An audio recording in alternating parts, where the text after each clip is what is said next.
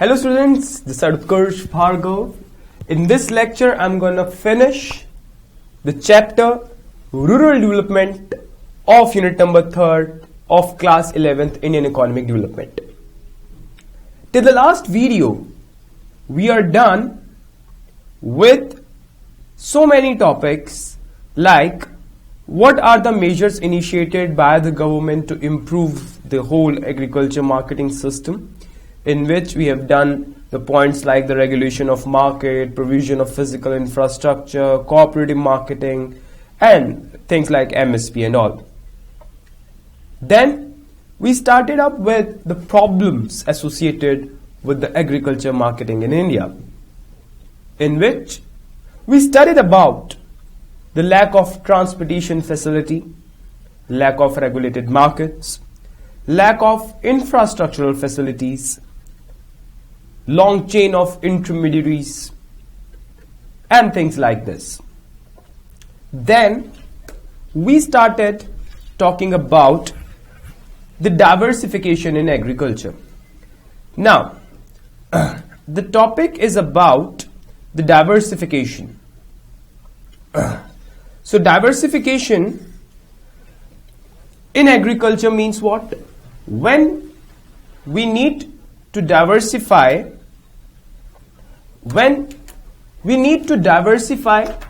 the agricultural activities. Means what? Guys, we all know this thing that a lot of people are engaged in the agriculture sector, which causes disguised unemployment. Now, I hope you remember the definition of disguised unemployment. It means when the number of people employed at a particular space are much more than the number actually required. यानी कि एक particular land पे या एक particular जगह पे जितने लोगों की रिक्वायरमेंट है उससे ज्यादा लोग वहां पर काम कर रहे हैं. सो ये था आपका डाइवर्सिफिकेशन ऑफ एग्रीकल्चर. अब अगर हम डाइवर्सिफिकेशन की बात करें then what are the important areas of this non farm activities. अगर हम बात करें important non farm areas of employment in India, the first one is animal husbandry. Animal husbandry, very popularly known as Pashu Palan. In India, the farming community uses the mixed crop livestock farming system. Cattle, goats, fowl are widely held species. तो India में ये सारी species को अपने पास रखने का, उनका business करने का ट्रेंड बहुत ज्यादा है. Livestock production provides increased stability in India, food security, transport, fuel, nutrition for family without disrupting other food producing activities. Excuse me. Today, livestock sector alone provides alternate livelihood options to over 70 million small and marginal farmers, including the landless laborers. Means they must be doing farming, but side by side so many small and marginal farmers are practicing animal husbandry, and that is acting like a helping hand. Poultry accounts for the largest share with 55%, followed by others. We know this thing that in India there is a very huge demand of chicken, of eggs, due to which This business is containing the largest share in the whole animal husbandry business with 55% share. Other animals include camels, horses, asses are in the lowest rank. Means that people do business of camels, horses, asses and all. But still, chicken, the business of chicken is at its highest level. Milk production in the country has increased by more than 4 times between 1960 to 2002. Why? I hope you remember my lecture on Green Revolution, on White Revolution, my bad, which was started by Dr. Verghese Kurian, and the company became so large that it went to the international markets as well. The company is popularly known as Amul, and the whole world knows this. The second is the fisheries, very popularly known as Matsya Palan in Hindi. In India, after progressive increase in budgetary allocations and introduction of new technologies in fisheries and aquacultures, the development of fisheries has come a long way. Means what?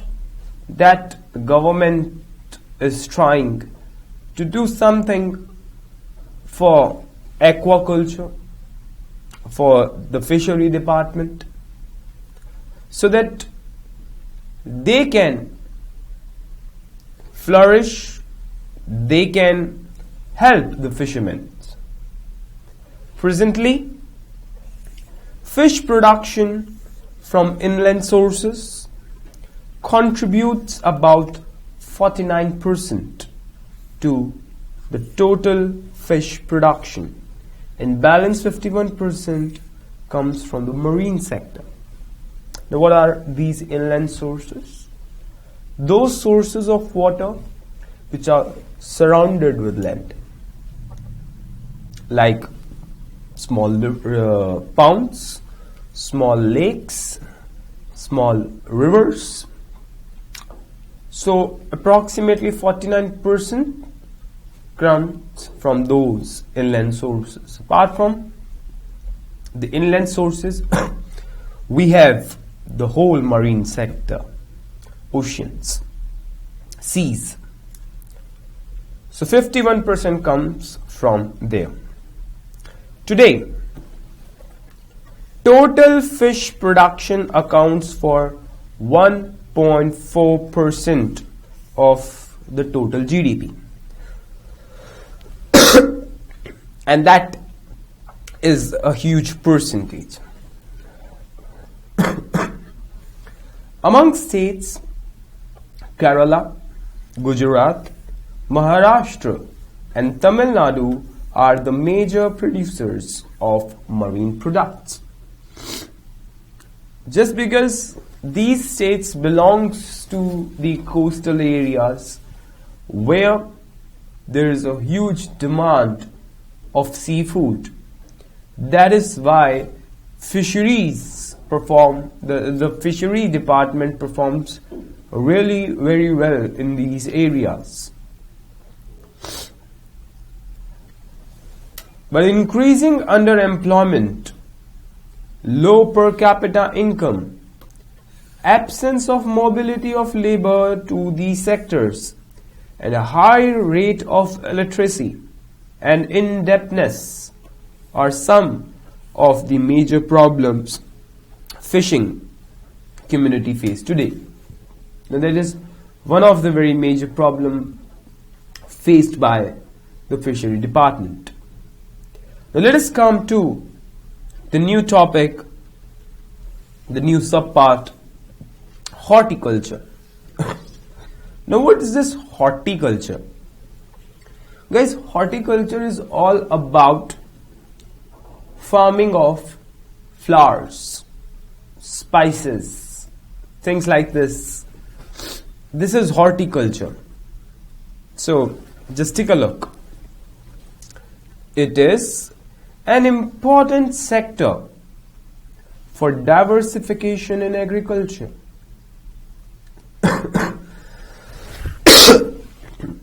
Blessed with a varying climate and soil condition, India has adopted growing of diverse horticulture crops such as fruits, vegetables, tuber crops, flowers,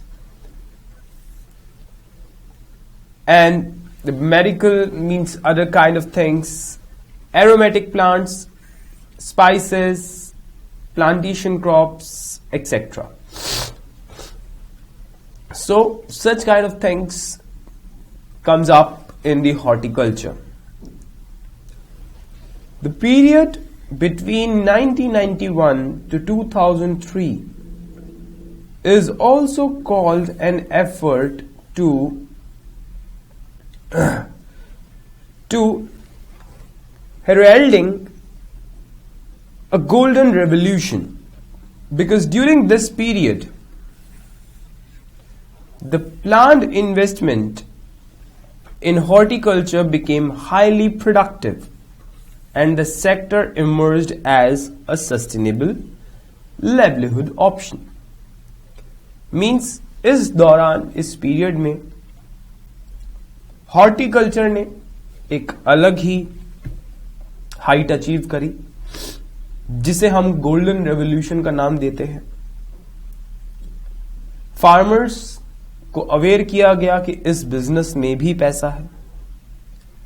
आज की date में flower industry, spices industry, fruit industry एक अलग ही level पे पहुंचे हुए हैं. लोग बड़े बड़े बड़े लेवल पे इसका बिजनेस करते हैं. India has emerged as a world leader in producing a variety of fruits like mangoes, bananas, coconuts, cashews, and a number of spices, and is the second largest producer of fruits and vegetables. In the year of 2010 and 2011, production of fruits and vegetables was around 74 million tons and 146 million tons respectively. So, horticulture, this is a widely grown business right now in India, and so many farmers are entering into it. Now the fourth one, other alternative livelihood options, in which we are talking about the increasing role of information technology. The IT, information technology, has revolutionized many sectors in the Indian economy.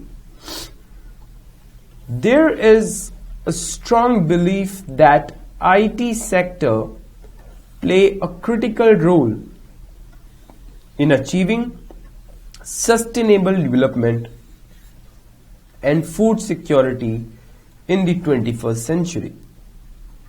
We all know this thing, that how much we are now dependent on the IT sector. At how much extent they have grabbed all the sector, like primary and secondary. Nowadays we cannot think any sector to perform at its fullest without the IT sector. Computers, internet, softwares are everywhere now. like what we are doing right now. It is also the part of IT. So, if we want to bring the fullest of anything, we have to plug IT with it.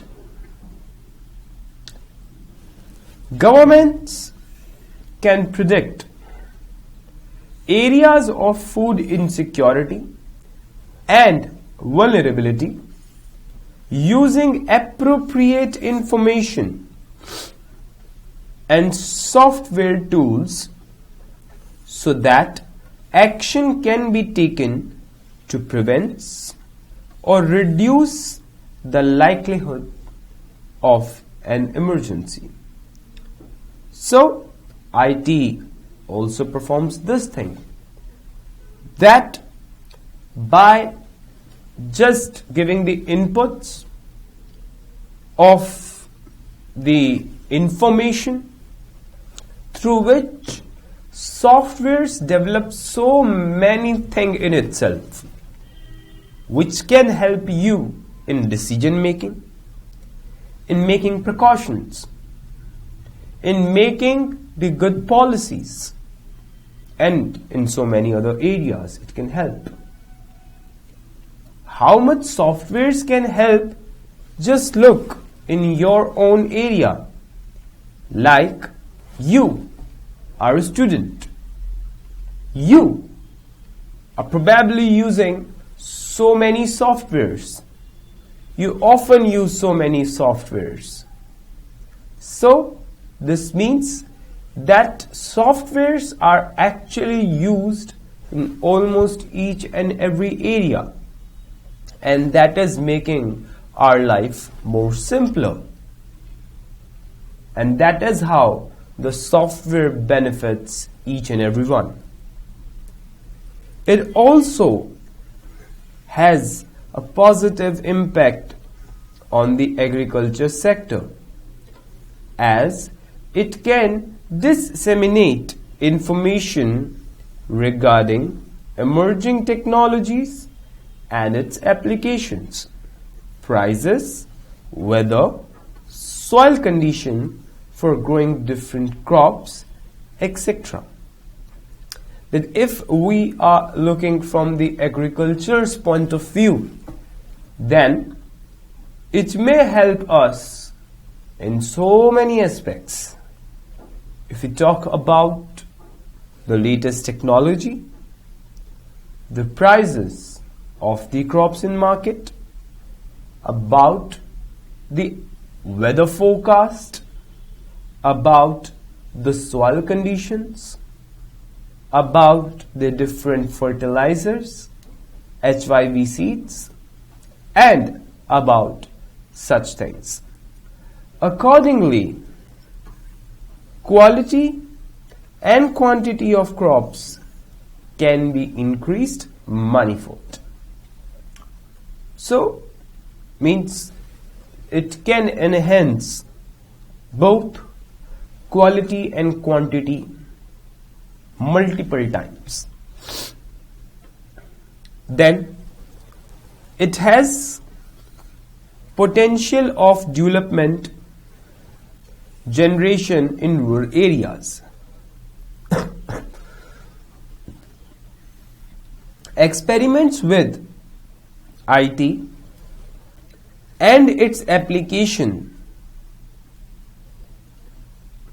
to rural development are carried out in different parts of India. So,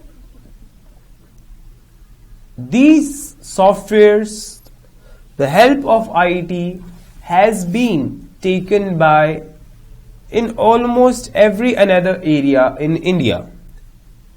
Maybe it is agriculture sector or industrial sector or any other area. But what we think that there may be any area which is still untouched with the IT. Because computers, internet, softwares are everywhere now. Now, let us talk about the sustainable development and organic farming. Now, what do you mean by sustainable development? The development which can sustain for a longer period of time, in which we are utilizing the resources in such a manner that they are leading to development in the present scenario, and along with that the resources are saved for our future generation. This is sustainable development. But how this term is linked with organic farming? But before that, you must understand the meaning of organic farming. Organic farming means using the conventional, orthodox and traditional ways of farming. Using everything conventional, nothing cosmetic, like you are using natural seeds, natural fertilizers, say cow dung and all, and again nothing cosmetic. So in recent year, people have become more aware of the harmful effect of chemical based fertilizers and pesticides on their health, because they both ultimately leads to nothing but poisonous products. Traditional agriculture relies heavily on chemical fertilizers and toxic pesticides, etc. These enter the food supply, penetrate the water sources, deplete the soil, and devastate natural ecosystem, which helps us to enjoy the benefit of economic developments for a long time, along with no harm to the environment, so that future generation also can fulfill their needs. One such technology which is eco-friendly is organic farming. So the thing which can benefit each and every living and non-living organism on this earth is organic farming. Means you are using every natural way to produce crops, like what the ancient farmers till, you can say, till 19th century, what ways used by the farmers were actually the traditional ways. Organic farming is a whole system of farming that restores, maintains, and enhances the ecological balance. There is a great demand of organic food which is free from chemical based fertilizers and toxic pesticides. We know this thing,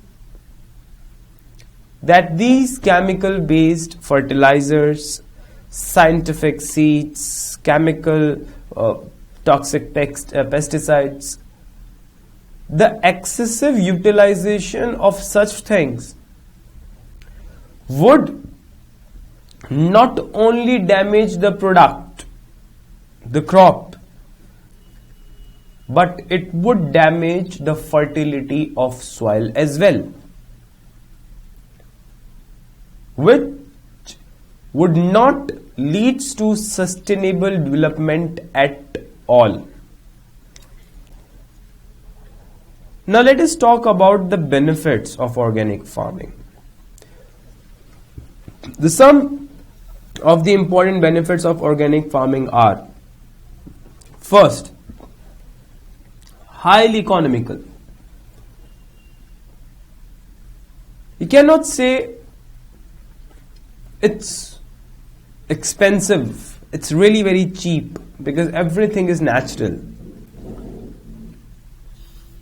Organic farming offers a means to substitute costlier agricultural inputs such as HYV seeds, chemical fertilizers, pesticides, etc., with locally produced organic inputs which are cheaper and generate profitable returns on investment. Second, generation of income, means that leads to high income actually. Organic agriculture also generates income through exports, as the demand for organically grown crops is on a rise. It is because now people are more aware of maintaining reasonable standard of their health.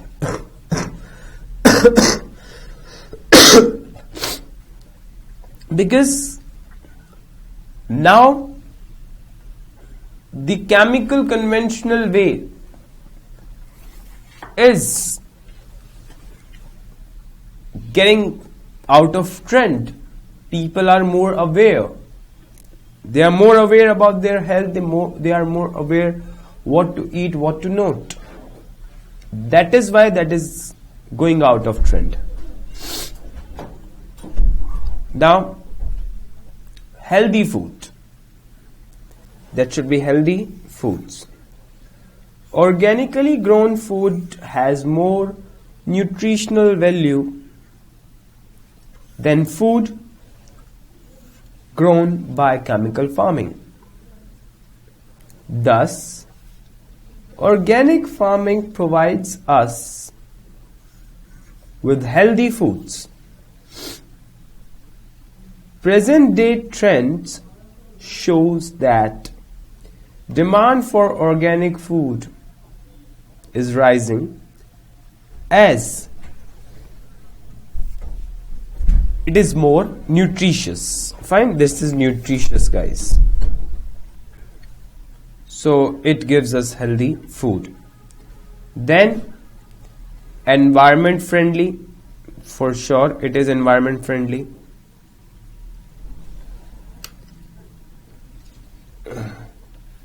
The produce of organic agriculture, organic farming, is pesticide free and produced in an environmentally sustainable way. Organic farming discards the use of chemical fertilizers. So, such kind of things are not used in the organic farming. Then it generates employment.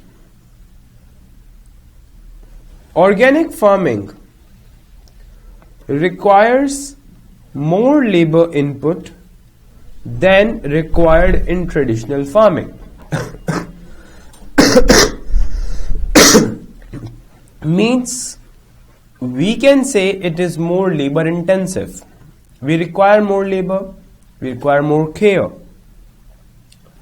Thus, organic farming will help in solving the problem of unemployment to some extent,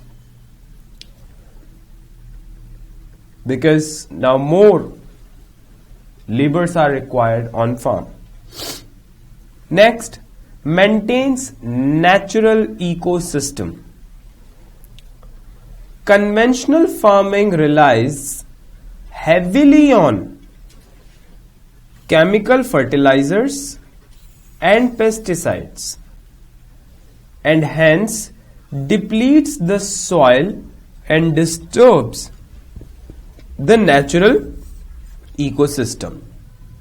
So basically, such kind of artificial things, cosmetics, disturbs the whole ecosystem.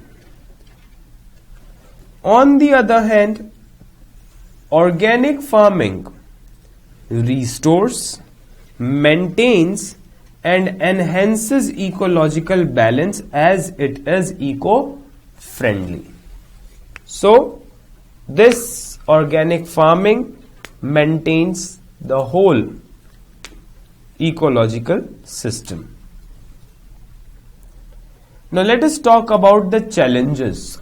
What are the issues and what are the problems? First is needs popularization. Organic farming isn't so much popular. Why? It requires a lot of time, patience, and the most important thing is that nowadays farmers want quick incomes, which they can do only with the chemical fertilizers, pesticides, using HIV seeds, which can give them quick income. So most of the farmers are not aware of organic farming.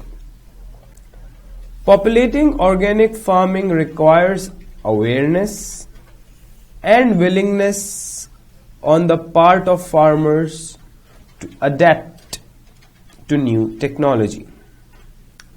So that is the duty of government to aware the farmers about the organic farming, so that they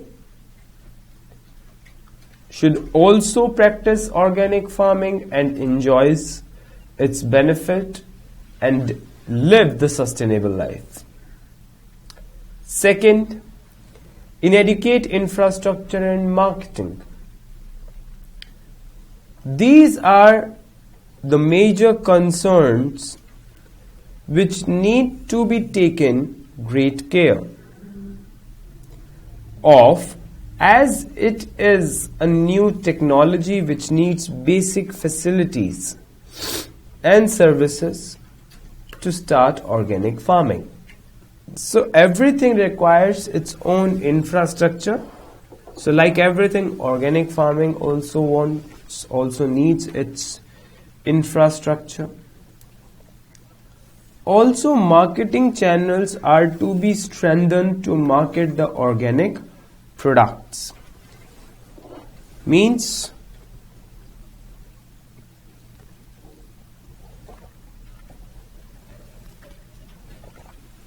there must be some strong marketing channels through which farmers can sell their organic product in the open market, so that they can also enjoy the benefits of the organic farming. Third, lesser output. The output isn't much high as compared to the recent conventional farming with chemical fertilizers and pesticides. Yields from organic farming are less than traditional agriculture farming in the initial years.